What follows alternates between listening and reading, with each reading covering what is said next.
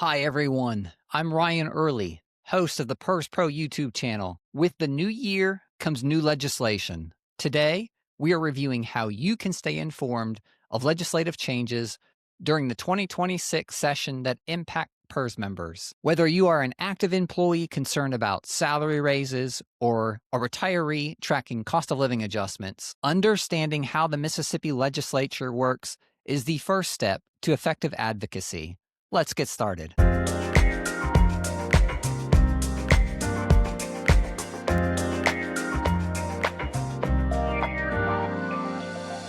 To track legislation effectively, you first have to understand the journey a bill takes. It's certainly a marathon, not a sprint, and there are many deadlines where a bill can fail. Here is an excellent graphic from the Mississippi Legislature website detailing that process. Every law starts as an idea, often from a constituent like you. Let me try to simplify this path into 5 steps that general bills follow. Special note here, though, that appropriation and revenue bills follow different deadlines. Step 1, drafting an introduction. A state representative or state senator files the bill. For the 2026 session, the deadline to introduce general bills is January 19th, 2026. Step 2, committee stage. This is where most bills die. Bills are assigned to committees like appropriations or public health. If the committee chairman doesn't bring it up for a vote by the February 3rd, 2026 deadline, the bill is dead. Step 3, floor action. If the bill passes committee, it goes to the full House or Senate for a vote. The House or Senate must pass their own bills by February 12th, 2026 to send it to the other chamber. Step 4, second chamber and conference committee. Process above repeats itself in the other chamber. If the other chamber changes even one word, the bill goes to what's called a conference committee. This is a small group of negotiators from both chambers whose goal is to find a compromise. Both chambers must agree and adopt the bill by April 3rd, 2026. Step 5, governor's desk. Once both chambers pass the exact same version of the bill, it goes to the governor for his or her signature.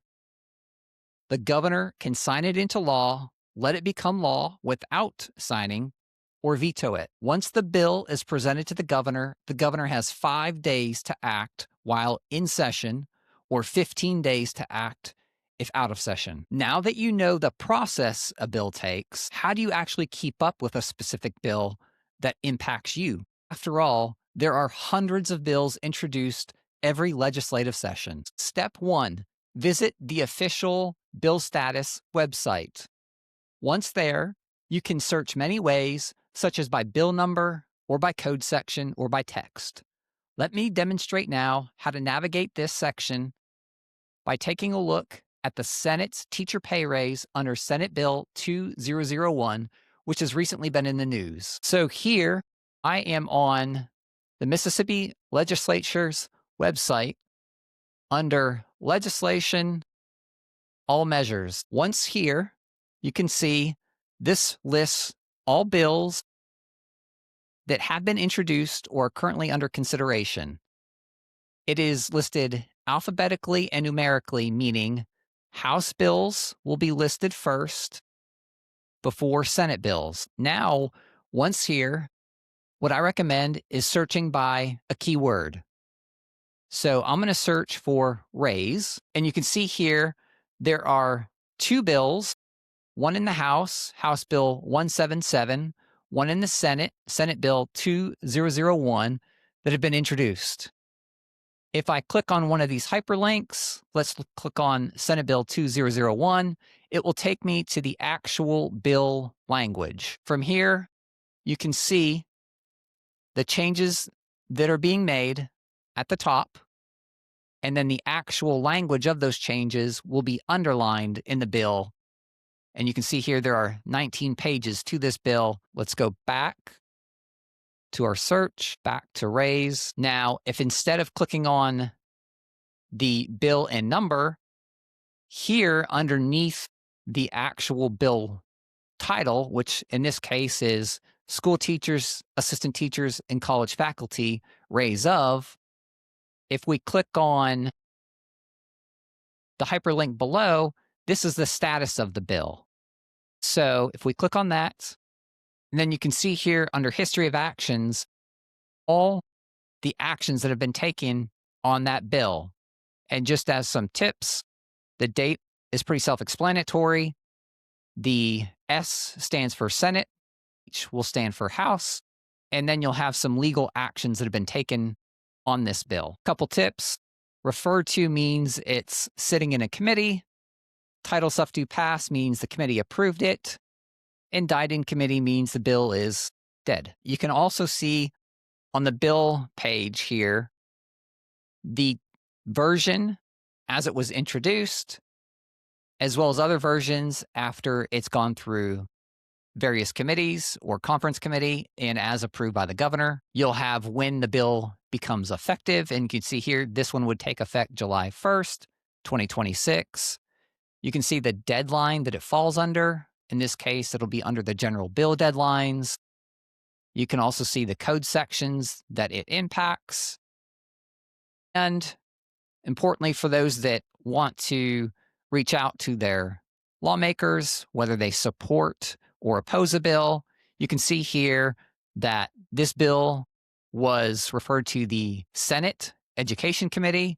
The principal author was Senator DeBar, and additional authors are Senator Hobson and Senator Boyd. Step 2 is setting up alerts and monitoring bills. Mississippi doesn't have a built-in email alert system on the official legislature website that I'm aware of, but you can use these tools. LegaScan, a free low-cost service where you can create an account and get email notifications whenever a specific bill number or keyword, like PERS, is updated. Social media. You can follow the Mississippi House and Senate social media feeds, such as on X, Facebook, YouTube, etc., or follow local personalities who cover the Capitol daily or weekly. Newsletters. There are many nonprofits and associations that provide legislative updates to its subscribers and or its members on a regular basis. These updates tend to be more focused on issues and bills that impact its subscriber or member base. As a PERS member, your engagement matters. Here are actions you can take today to get started. Step 1, find your local lawmakers. Go to the member section on legislature.ms.gov and find the representative and senator for your home district. Save their contact information, both phone and email, in your phone. Step 2, introduction, offer, and gratitude. First, introduce yourself. Second, offer your time to answer questions your lawmakers may have on issues you are most familiar with. Third, be sure to thank them for voting in favor of a bill you support or voting against a bill you didn't support. Supporting rather than attacking during your first interaction with your local lawmakers will go a long way towards starting the relationship on the right foot. Step 3, find your source. Find and then follow a newspaper, a newsletter, television station, radio station, podcast, or social media personality whose work you enjoy reading, watching, or listening to that can provide timely Mississippi legislative updates that impact you. If you want to take further action in shaping state employee legislation, in our next video, we will be sharing some organizations that lobby for educators and PERS members and how you can get involved. Please make sure you subscribe so you don't miss our future videos. If you found this video helpful, you can thank me by liking the video and sharing it with other PERS members. If you have a follow-up question about PERS or anything else related to personal finance, please visit our website at perspro.ms and submit your question or topic for a future episode. Thank you for your valuable public service to the state of Mississippi. We'll see you next time. So hit that subscribe button down below.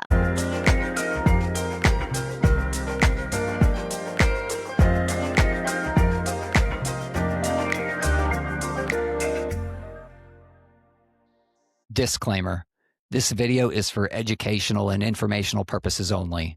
Neither the host nor this YouTube channel are officially affiliated with, endorsed by, or sponsored by the Public Employees Retirement System of Mississippi.